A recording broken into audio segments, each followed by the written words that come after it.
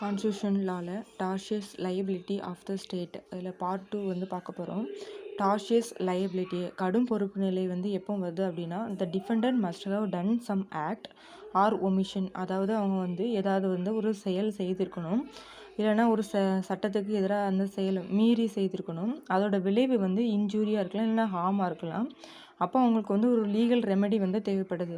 இப்போது role of state in implementing law of tort, ஒரு ஸ்டேட்டோட ரோல் வந்து என்ன அப்படின்னு சொல்லி பார்க்க போகிறோம். Tortious liability breach of duty primarily fixed by law. அந்த இதில் வந்து எப்படிலாம் அவங்க வந்து மீறலாம் அப்படின்னு சொல்லியாச்சுன்னா, அவங்க வந்து பவரை வந்து அப்யூஸ் பண்ணுறதுனாலோ, எக்ஸஸ் ஆஃப் பவர் வந்து தேவைக்கு அதிகமாக யூஸ் பண்ணுறதுனாலையோ, இல்லைனா நெக்லிஜென்ஸ் கவனக்குறைவுனாலேயோ கூட இருக்கலாம். By the officers or agencies of the state. Then at what extent the government will be liable. ஒரு டெமோக்ராட்டிக் கண்ட்ரியில் வந்து ஒரு ஸ்டேட்டோட வெல்ஃபேருக்காக நிறைய ரூல்ஸ் வந்து கவர்மெண்ட் லா வந்து மேக் பண்ணுவாங்க. அப்போ அதில் ஏதாவது government servant May cos injury to persons property extra, அதில் வந்து அவங்களுக்கு வந்து ஏதாவது சேதம் விளைவித்தாங்க அப்படின்னு சொல்லியாச்சுன்னா, அவங்க பொருளுக்கோ அவங்க அந்த பர்சனுக்கும் இன்ஜுரி ஏற்பட்டால் இல்லைனா ஃபண்டமெண்டல் ரைட்ஸ் வந்து வயலேட் ஆனால் such a situation the determining the state liability and compensating the victims, அந்த ஸ்டேட் வந்து அவங்களுக்கு வந்து என்ன பண்ணுறாங்க அப்படின்னா காம்பன்சேட் பண்ணி கொடுக்குறாங்க. Article 21 and role of judiciary.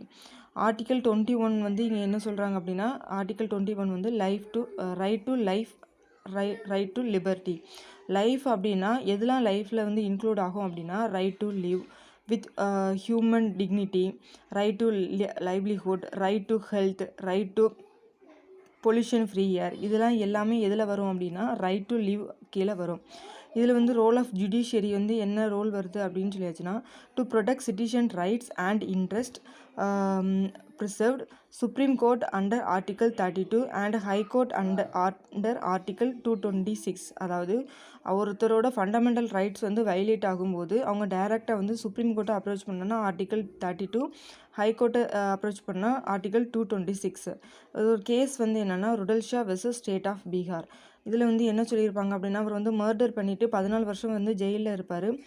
Again ஒரு 14 வருஷம் வந்து 14 வருஷம் அவர் வந்து சிறை தண்டனை அனுபவிப்பார். வந்து அது வந்து அன்கான்ஸ்டிடியூஷனல் டிடென்ஷன். அது வந்து முறையற்ற விதமாக அவர் வந்து சிறையில் இருக்கிறனால, அவரோட ஃபண்டமெண்டல் ரைட்ஸ் வந்து வயலேட் ஆகிறதுனால அவருக்கு வந்து கவர்மெண்ட் வந்து காம்பன்சேஷன் கொடுப்பாங்க. இன்டர்பிரிட்டேஷன் வந்து மஸ்ட், அதாவது ஒரு சட்டத்தை வந்து அவங்க வந்து ஜுடிஷியல் மூலமாக இன்டர்பிரிட்டேஷன் பண்ணுவாங்க.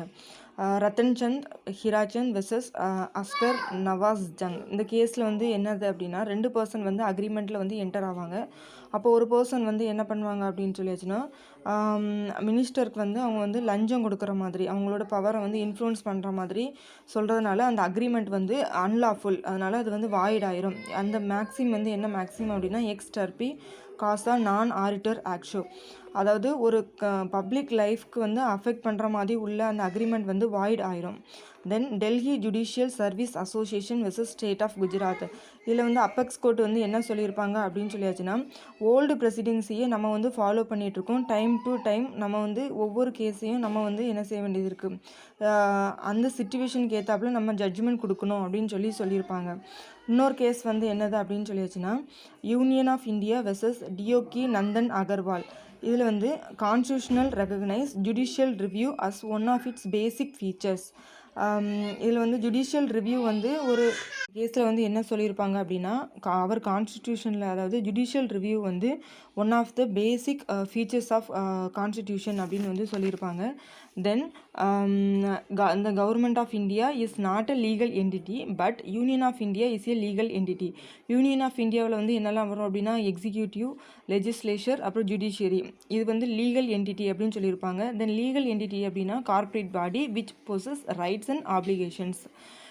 Each state has been endowed with juristic personality with the power to sue and the liability to be sued. அதாவது அவங்களோட சர்வன்ட்ஸ் செய்கிற தப்புக்கு அவங்க வந்து லைபிலிட்டி தான் வருவாங்க, ஸ்டேட் வந்து லைபிலிட்டி தான். Constitution assembly adopted the amendment for the words government of India and substituted the word union of India.